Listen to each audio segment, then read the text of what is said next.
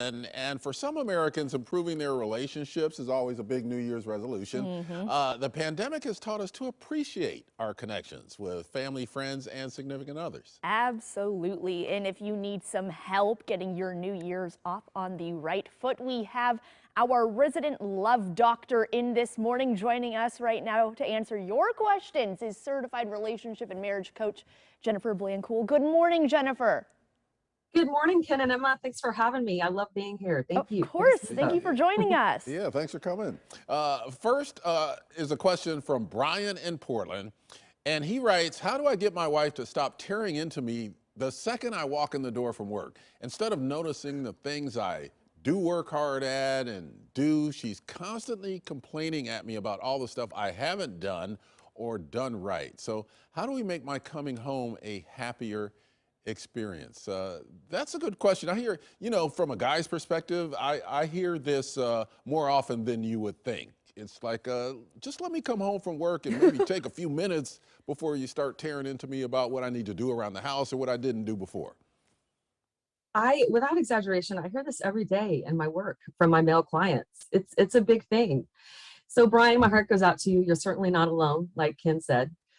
So my best advice is, first of all, women criticizing men is kind of it's kind of a common thing, but women at large complain for different reasons than men. Women oftentimes have a deeper set of needs that they're trying to get met, but they're voicing it through criticism and complaints that hijacks their result. Again, I'm speaking with a broad paint stroke here in general. So the moment that we walk into the house is very critical. It determines the climate of our marriage, of our scene the rest of the evening. So if you're the guy walking in and you want to try to shift that pattern of your wife tearing into you, you walking in a different way is the starting point. Connecting with her first before she can say much. I'm not exaggerating here. These are very important strategies, because the moment that you walk in and you reunite, again, that sets the tone. So to be able to reinstill things like giving that long hug at the end of the day when you reunite, starting a different kind of conversation before you start talking about the socks on the floor or the dishwasher being loaded wrong, really using strategy to connect.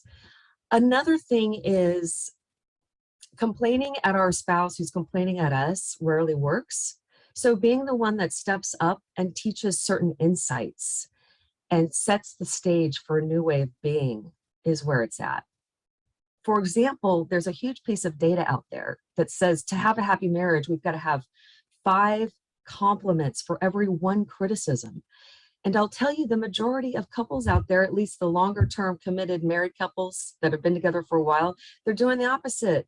They're giving 5 criticisms for every 1 complaint. And that leads to a lot of hijacking and a lot of unnecessary fighting. So just things like that we can learn and say with love to our partners. Let's get better about this. Let's instill a 5-to-1 ratio so that we can build a more solid platform underneath ourselves, so that when we do have to complain and criticize, we're not rocking our boat tremendously, because we're coming from a gratitude platform. Absolutely. I hope that helps. No, I mean, it sounds very reasonable, and patience, of course, is going to be something that is hugely important in any relationship you have. So, For sure. no, it makes a lot of sense.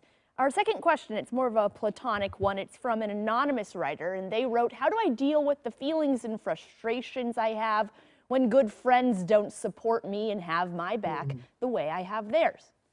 Ooh, this is a good one. This is a big one. I hear a lot of this, a lot from female clients, but this is something that I've been hearing all through COVID. A lot of people's relationships across all contexts have really shifted. And I'm hearing a lot of stories and narratives about once solid friendships transforming into not so solid friendships, and people feeling disappointed about seeing those friendships change, especially through COVID. So I love this particular tool of being able to assess if we've got our friends in the right place, where our expectations for them are in the right place as well.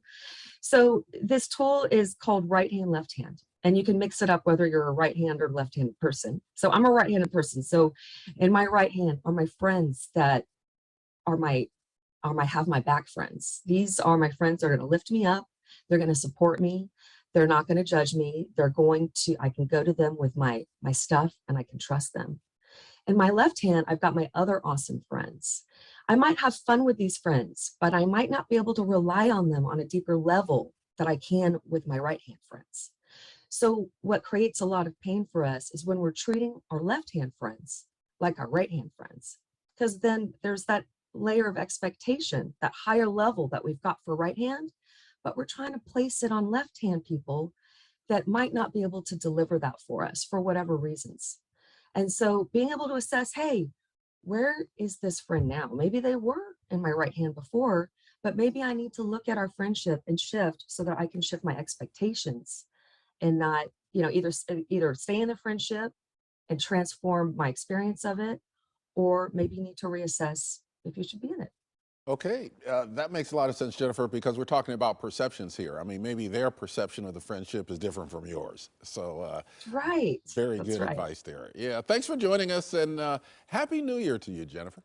Happy New Year to you too. Thanks for having me, Ken and Emma. All right, and if you have a question for our relationship expert, send us a message right now on Facebook or Instagram at Coin News AM Extra. Your question may be answered right here on the show, and you can remain anonymous.